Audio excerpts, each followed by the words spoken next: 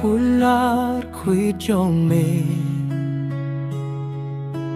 min mitrubad min sngi to ay ngan mat ka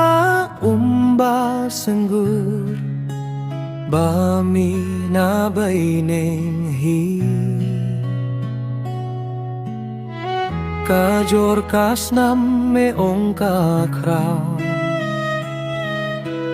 banya ki pop per thei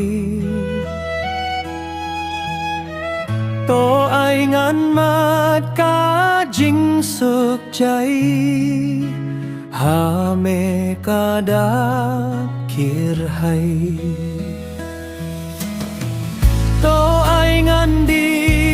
ka jing ngit ai ha ka ne ka rik lau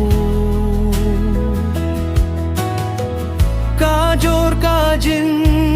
gai bay neng ha nga to ai kan pau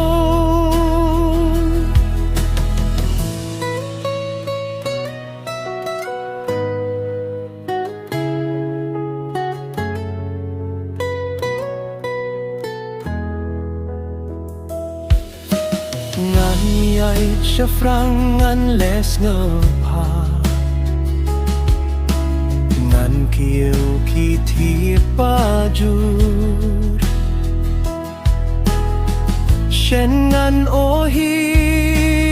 ka se on khui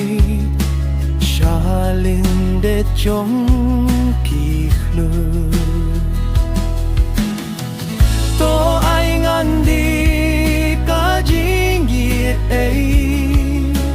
ha ka ne ka ri khlau ka jor ka jin gai bay neng ha nga to ai kan pau